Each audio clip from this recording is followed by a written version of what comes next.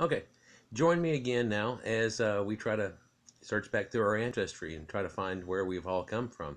That's probably the greatest search of all, is trying to find where we've been. That's what I'm doing. I'm trying to find trying to find.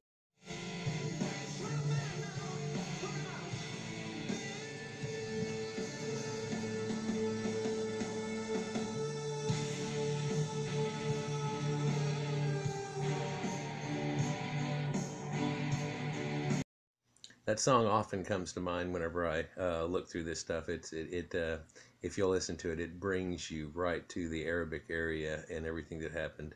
It kind of was like their search for themselves, kind of like the Beatles went to the Dalai Lama or whatever. They went back to the motherland of it all and tried to find where it came from, and apparently they found something. But I've got a whole video on Kashmir and everything. It raises my arm to think of it, but that's not what we're talking about today. So let's look on.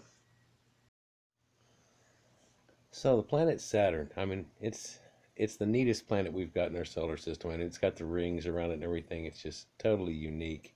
It's got its own moons that trap around it. But one unique thing they found whenever they flew near it is it has this weird pattern on its polar surface. It's a little bit more than twice the size of the Earth. In fact, each little flat edge is about the size of the Earth. And this hexagon pattern, hopefully you can see it well there at the top of your screen. That's a little hexagon pattern. It's kind of like a stop sign, but no, it's the hexagon pattern. And, that extrapolates a Jewish star. The odd thing about that is that the planet's name is Jupiter, and Pater is father in Greek. And so it sounds to me like Jew father. And they're the ones that have that star. That their God, their father, has this same similar star pattern onto it. You can find polar anomalies, and they try to recreate it, but they can't get it to look like the one on the right. They can get it to look like the one's other, but they can't get it to look on the right. They can make computer animated fluid dynamics, and it takes this real complex interturbulent atmosphere exactly at that little blue line outside of the solid blue that's a jet stream that's going faster than. One interesting effect, they find that it almost goes as fast as the planet is spinning around, but not quite. It lags a little bit. And I wonder if it's causing a lag in the planet. It's something that we really have to set some probes out there and look at, and eventually one of these days I guess we'll have this and we'll have this extra knowledge. But once the satellites went by the planet in the first place and started giving us pictures, I mean, we had no idea about this, and I don't know how the ancients knew about this. How do they equate Jupiter and have the Jewish star and all these temples that are the temple of Baal Jupiter? Greeks call them Baal Jupiter, and it's got the planet, or the hexagon on top of the planet marked. There's the picture of it. It swirls clouds up way high in the atmosphere when it does, and almost gives a circular appearance, but the whole guts of it is a hexagon. It looks just like this, a little smaller in representation to the planet. Apparently I heard that they couldn't make it the right size for the planet and even have it work out right, even in a computer simulation, which seemed odd to me. They had to make it oversized and make the winds stronger than the ones that they measure, and then they could pull off something that looks like it. But you also, I hear, if you look at the center of that, it has to keep swirling and turning off and swirling and turning off and swirling and turning off. But a geometric pattern like this could possibly, with jet streams and things along that line, pull off something that tries to make a circular pattern on the top. But to believe that somehow it would exactingly pull off a shape like this due to some inner buffeting and turning back in has got to be a far-fetched notion. It really does. But incredible correlation here, though, that I'm having with the whole thing is that this shape is the center of the Jewish star, which we'll go back into it after here, and we'll go back into these temples at Baalbek and places that are the ones that the Jewish people were worshiping the incorrect God at, and Canaanites and things, and they have the bull worship and Taurus and Jupiter worship. Okay, this is a little bit difficult to read somewhat. The S's look like funny F's, or just like snakes, actually. And that is the reason for the S looking like that in most ways. You'll find it in a few other places that does have a small little S to it too. So it's funny why they use that, but it's that Greek thing where U's look like V's and things like that. Anyhow, this says, whoso not see the history of Abraham and Sarah under the names of Israel and Anabreth, and the emulation of Isaac under the name of feud, and the original of this son sacrificing divinity to have been the unwarrantable imitation of Abraham. Now, we're just going to stop there for a second. So you look up Israel, and literally the Phoenicians, the name of the star Jupiter was Israel. Okay? And they called it Chun, Chiun, Kine. Anyhow, not sure how you pronounce that, but in the Bible they want you to make it seem like, oh, it's like shining to images, like, oh God, to the wrong image whenever they do it. But well, of course it is if you're looking at it from the other point of view. Anyhow, it says under the name of Israel and Anabreth. Well, Anabreth is the deification of Inanna, and she's the morning star, and this is Venus, and the star Venus, and which you see is the morning star and the evening star, and it pops up and down, and they're measuring out those. And Israel has the symbol of the hexagram for Saturn, and Inanna, Isis, Ishtar has the symbol for Venus. Until a certain point, whenever a pact is made, and then you see her with the crescent moon situation, looks very much like a Muslim appearance. And I'll get to where that comes from too. But here we have, it says, and the immolation of Isaac. Well, this is whenever Abraham killed Isaac. So, when he sacrificed him. By the way, there are versions of the old Bible where he actually goes through with it and does kill his son. He doesn't get stopped by the angel. I can show that to you in another video. There's a lot of people that go with that too. Anyhow, it says, in the emulation of Isaac under the name of feud. Well, who is feud? Well, feud is actually the god El's son, and he ends up being Yahweh. And feud has powers of pestilence and disease and flies and maggots, and can make the wind blow pretty hard and do a few other things, but that's about it. He's kind of a puff and blow kind of thing. He doesn't really like charge over one thing. You know, he's like one of those lesser divinities like the Olympians have, where one of them's named Feud, and one of them's named Envy, and the other one's named Happiness. And Happiness and Envy got into a fight because Envy was envious of her dress, and she's envy, and then so it tries to teach you a moral. It's along that line, but literally this guy's name was Feud, and this is Baal, the son of El, and I'm guessing it's his offspring who they actually sacrificed. Let's go to the next paragraph real quick, and then we'll jump. But he says, but what was the sun? And it says, was the sun worshipped as an idol? No, otherwise. Yes, except I am deceived. We find another manner of worship described by Amos in chapter 5:26, where it says of Moloch, "But ye have borne the tabernacle of your Moloch, and Chiun your images," there's that word again, "the star of your god, Ramthan," they have it in the other versions, "which you have taken for yourself." So, yeah, they worship the sun god, and they did it, during festivals and things like that, and to bring in festivals. But the main god that they were worshiping was the Chiun, the star, which was Saturn. And yeah, let's continue.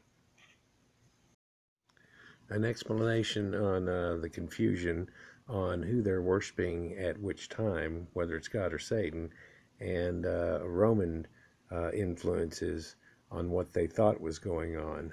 And they kind of make an apology for it in this next round. They say, upon the altar, they had the devil had his preferred burning by the vegetable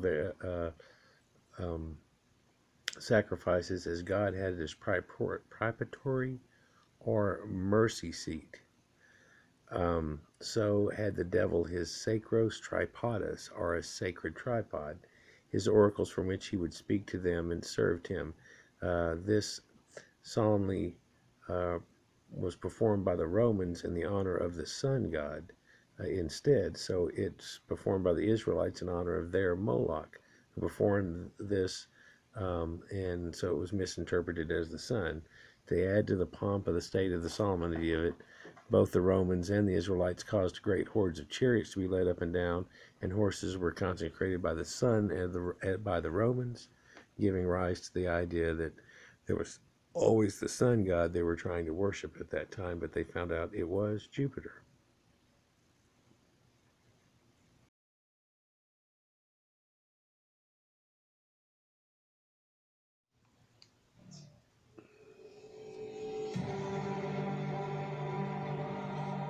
Look at the Saturn symbolism. There's the Freemason square. And you can see in this old cemetery, there's Saturn. Look, you see it?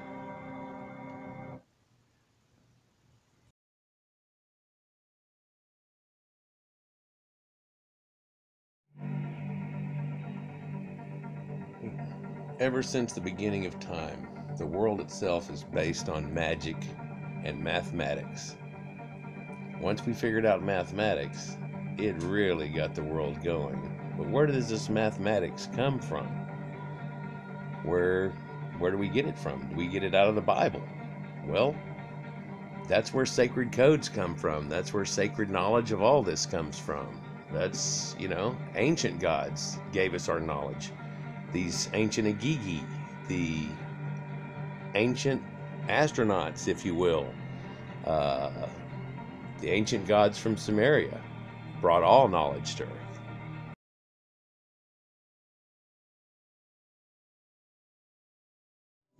These black cubes are around the world in important places and shown in important aspects. Look at the cube on the head of these priests. These knowledge cubes, these square block cubes that look like the Holy of Holies area, again recreated over and over again. Well, you find that the cube on the inside of a hex can be 3D represented as the cube. If you flay a cube all the way open, i.e. cut a cardboard box open, you end up with a cross. It's all symbolism and part of the same matter. It's this cube.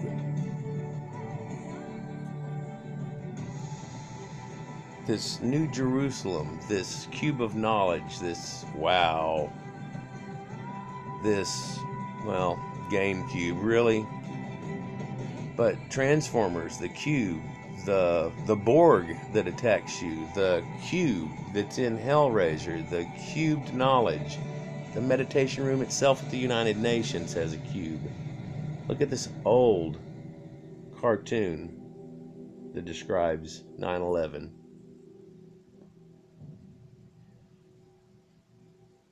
We've got now the cube is a memorial to 9/11. ancient symbolism of the church from 1,000 years. It's all Saturn worship.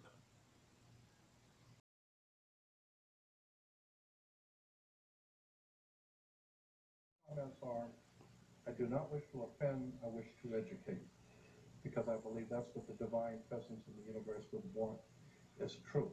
Know the truth and it will set you free. We sure hope so. And this is my all-time favorite. I just love how they take Jesus and they crucify him with three fingers out. Isn't that real nice of them? I mean, they couldn't stop. Look at the symbolism, though, here that he keeps showing where they have the two fingers that are pointing out. I guess we can't quite see it in the video. Let's see if I can get it in line. You can see his two fingers pointing out. There's two fingers pointing up. It's like a peace sign, but not spread, but together. Two fingers, always shown as a symbol of meaning something.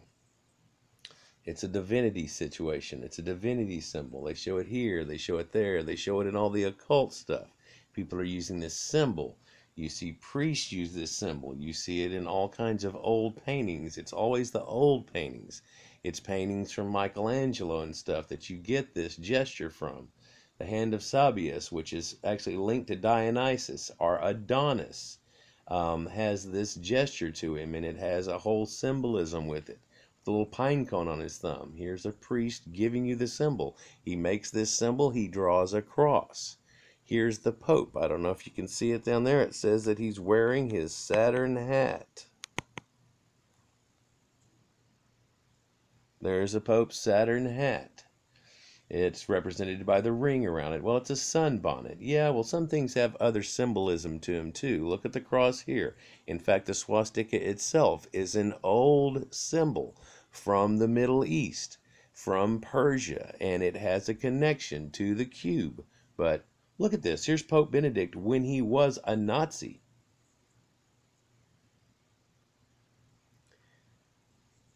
Strangely, the Nazis were linked up to the church pretty well. They were very much Gnostics. They were looking at all these Gnostic symbols, trying to get information out of it. You've heard Hitler digging into the occult, trying to get things, swastikas, black sun symbols, symbols of Saturn.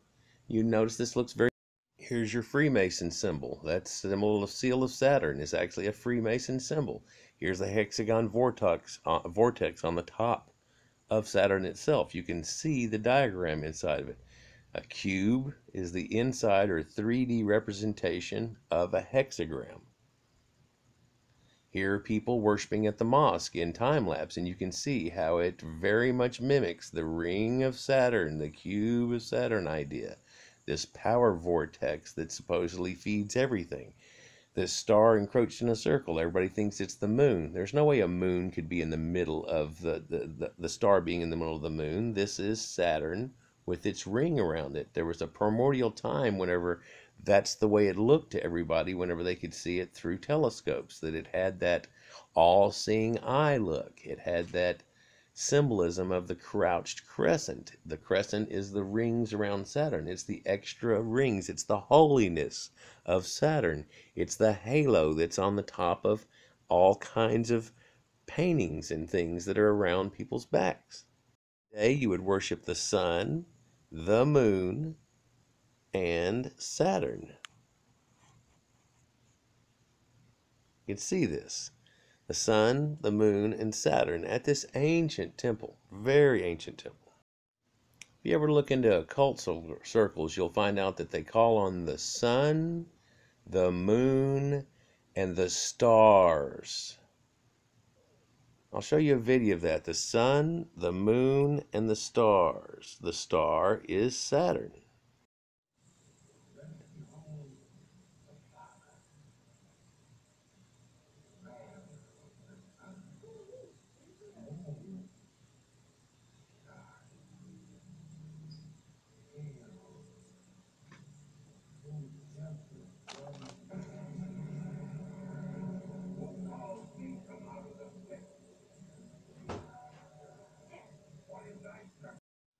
So that's like a real satanic ritual. They started out by invoking the sun and the moon and then that star.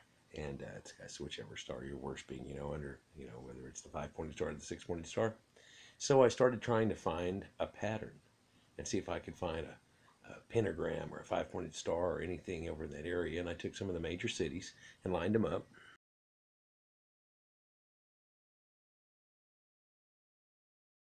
And I used Baalbek and Cairo and places that were, like Heliopolis, and then ran a line through that, and it ran right into another city. And I found out that place actually had a temple on it that was a temple to Baal.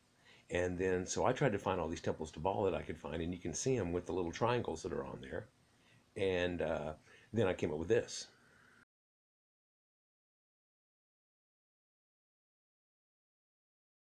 Now, I can't give credit to this. This is another guy's work that he's turned and lined up things and made the little video thing off of it, getting on Google Earth and doing the lines. But, and whenever I had it, I only had 3 of them, and I was going to try to draw back lines back over and see if I could make the point. I had no idea. Mine was going to be this big. I had no idea that that was just the center, because all you really see is like that much of the thing, and then the rest is in the water here. And it truly is going to be massive. Another odd thing, I looked at this right here, and across here is 660 miles on Google Earth, 666 miles perhaps. I mean, if you, there it is. That's odd. There's another one, by the way, up in the Celtic region. If you look at my Celtic cross, it'll show you one that's up there too. This is getting quite odd. The one up there is a 5-pointed star. This is a hexagram right here on the ground, built out of Baalbek temples.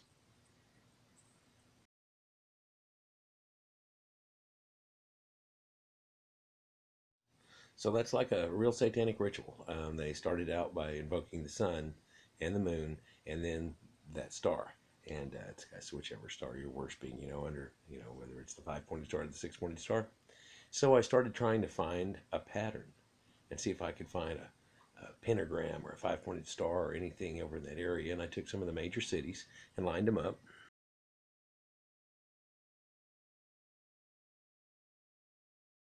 And I used Baalbek and Cairo and places that were, like Heliopolis, and then ran a line through that, and it ran right into another city. And I found out that place actually had a temple on it that was a temple to Baal. And then, so I tried to find all these temples to Baal that I could find, and you can see them with the little triangles that are on there. And then I came up with this.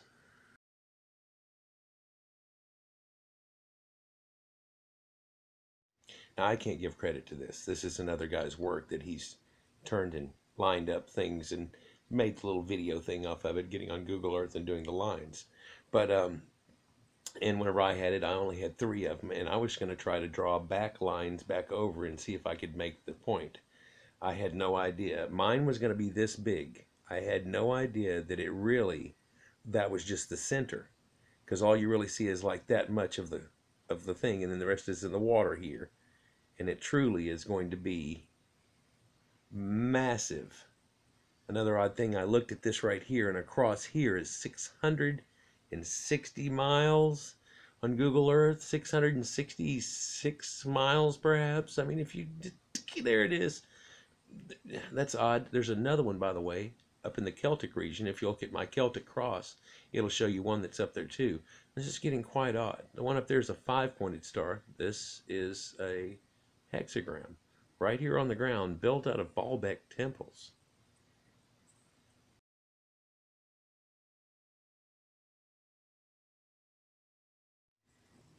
So I'm not sure if you can all see this or not, but and rightly so, I guess. It's an ancient piece of astronomy and mathematics that has the sun. Now, the background here, this is supposed to be something from not too long after the Trojan War. And then this is another copy of that was done some 300 AD. But they say it's a copy from the one that was falling all apart. And now this has been saved and procured, but This one, they say, has also been drawn over on all the zodiacs. They've all been touched up from their originalness. All of the faces and circles around the planets that would be in there have all been changed. And not changed, they've been written over the top of and edited too. But they are the original forms of all the zodiac that's there. All of these zodiac that are around here are all what they were. They've just been touched up and gone over again because, I guess, of fading. But also all the wording that's written around here on this little middle part in these cylinders here has really not been updated and not been written over. Now, this is also an ancient Greek writing that's on there. One thing that's a telltale giveaway of its age, I guess, is that it has the frog up here, and I have been told that that puts this thing at about 1000 BC, 800 to 1000 BC at least. Also, the form of the scorpion over here is not correct, and because of that, and the dress of these people that are over here, and the Gemini twins that are, well, let's see if I can get it in there, the Gemini twins that are right here. These guys are all in what seems to be a Trojan type of dress. Anyhow, a neat factor to this is this concentric circles that you see right in here that has a wobble to them. If you were to take and represent yourself, now this has the sun-centered universe, believe it or not, which is amazing.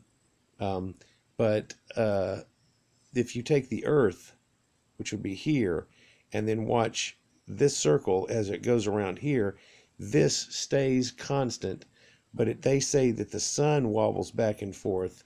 The Earth goes around with it, keeping itself from wobbling at all, like we go together in unison, as if, let's see if I can do this, as if we do this thing where we go wom wom wom wom wom wom, and we're never going to quite meet.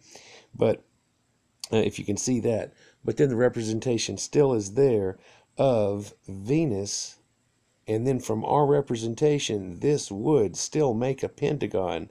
If you did the spirograph and let this thing go, and then did your conjunction lines, you would actually make a pentagram with this.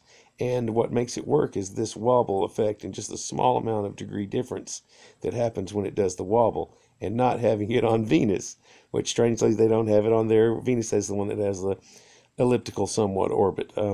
Anyhow, guys, another interesting effect. Even though these are all faces, they've given them all God faces, although we really can't tell who they are. You can tell that Venus has a female-ish type face and stuff onto it. The others seem to be male somewhat. This appears to be a female face, but even though that knowingly is a face, does it not look like an eye? It does look like an eye. It looks like an eye tilted on about this angle here. And if I just had another one right over there, this would be the person's left eye. You're right looking at it, and that really looks just like an eye. Well, also, that's the eye in the sky, and that's Saturn. That's what we've been talking about.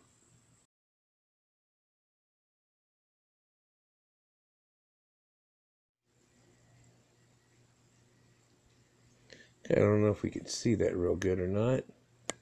Try to get it right there. Okay, this is a clay tablet depiction, believe it or not, and it's written in ancient Phoenician, and where we have writing at that we can really detect, I guess, is right in here. Now, this has been gone over by somebody to show it and everything, but what this is supposedly showing, this is not my work at all. This is somebody else's work, of course. What they say this is showing here is this is showing Saturn.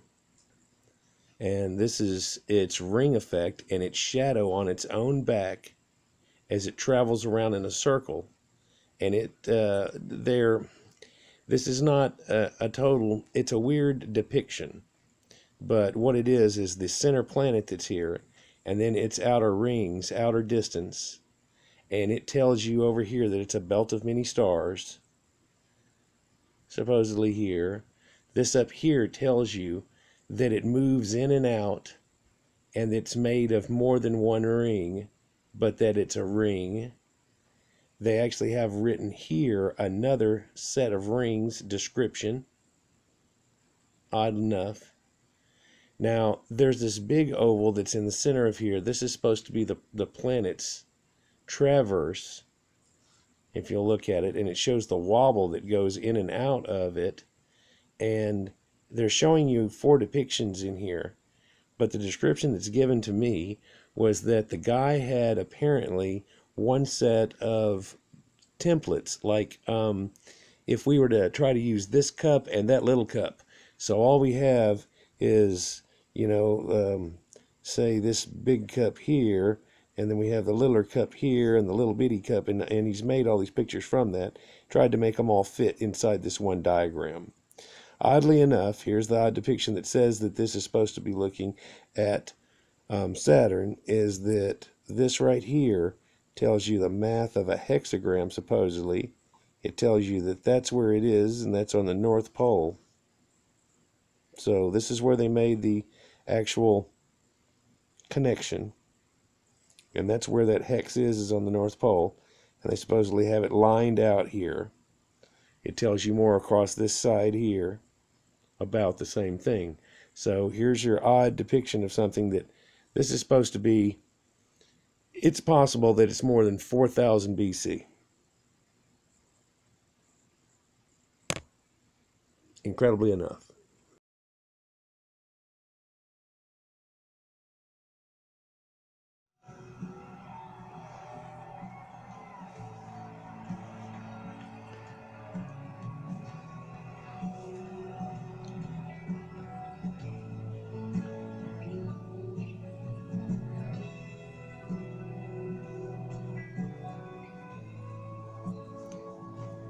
Pink Floyd, let's see what esoteric type thing they always show. Already we're floating through space, but look what appears. First song out to go.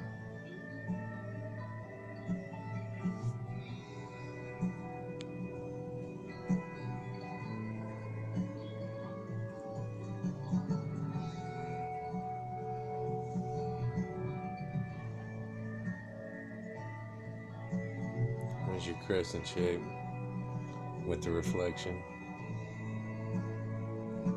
Metal ball floating over the earth.